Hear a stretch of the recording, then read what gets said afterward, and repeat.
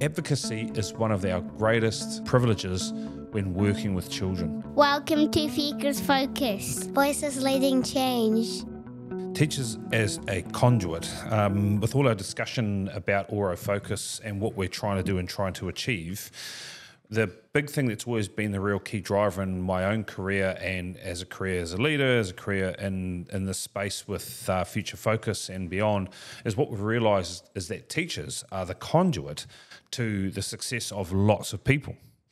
So when I talk about them being a conduit, they're the bridge, or they're the access way between all sorts of different groups of people, namely, obviously, leadership, whānau, other teachers, the community, external agencies like MOE and Oranga Tamariki and things like that. They are always the conduit in that space. So I am so proud to always talk about the levels of success that we get from having teachers as what is quite actually an effective conduit in our society.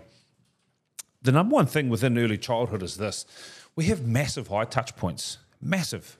So when I was in primary school, or even now for my own children, I just drop my kids at the gate and they go in, and then I pick them up from the playground at the end of the day. That's it. I don't go and see the teacher. In fact, I couldn't tell you the last time I actually saw the teacher after school. In fact, I don't think I've seen the teachers after school at all, only at school events and when I don't forget the parent-teacher interview evenings. But with us, we have such high touch points that it gives us and opens up opportunity to create more depth of understanding and ultimately, we hope, a depth of relationship. What I'm keen to talk to in this space is that the key to the conduit is that we're continuing to look for ways to navigate continued success for the children in our care.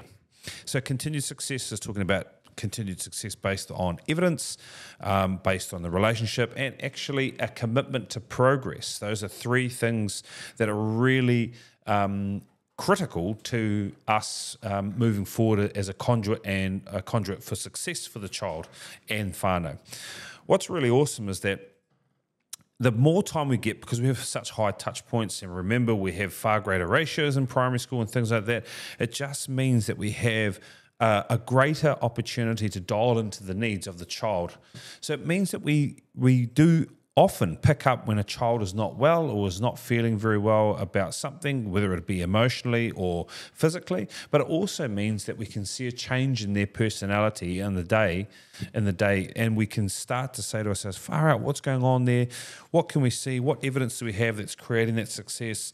What does the relationship tell me about this child and why they're feeling this way? And I think that's actually a very cool power that we harness by being the conduit to success. The second thing is that's really of interest is that we have a high level of opportunity to share the continued success of the child, because we're always seeing whānau.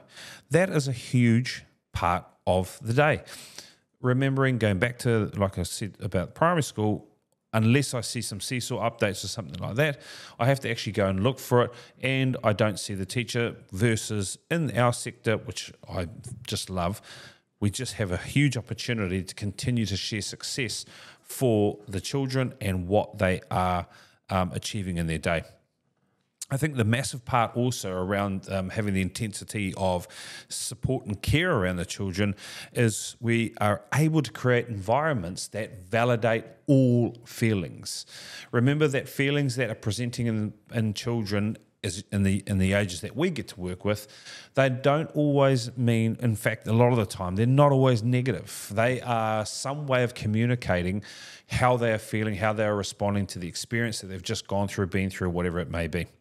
In that situation there, what I can tell you in this situation where we're talking about validation is we really want to make sure that the environment allows us to see the emotion being displayed or the feeling, allow us to actually understand, this could be out of character, or this is actually a real need and a continued need that we want to support, and then facilitate environments that allow us to help that little person process, engage what they are feeling. A big part of also having the high touch points and teachers being the conduit is that we get to actually pull apart a lot of behaviors in that space and ask questions like, why is that happening at this time of the day?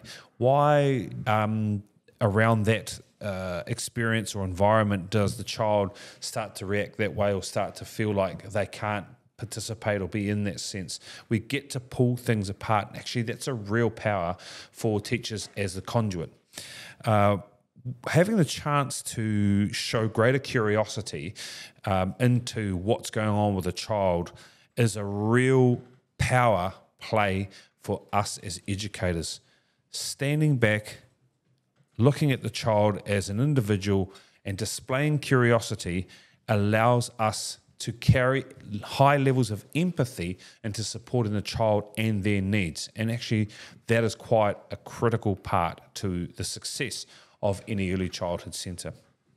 The last part that I really want to talk to as teachers, as the conduit, and this is quite an important part, we're also the determiner of being the advocate for what the child is feeling.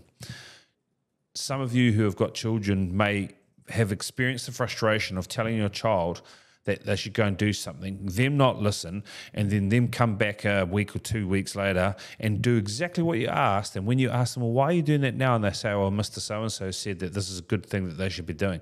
And you experience that frustration. You're like, what? Well, I told you that. I literally told you that. Oh, no, but Mr. Such and Such told me that I should do that. And so, he knows all. He knows the be all and end all of everything in the world. Advocacy is one of our greatest privileges when working with children. In an early childhood centre, we have the opportunity, because there's such a concentration of staff, to create more opportunity to advocate for the child and what they are going through, what they are experiencing, what they want to experience, and facilitating greater opportunities for success and probability of continued success, because we get to sit back and always advocate for what children want. Up the wires.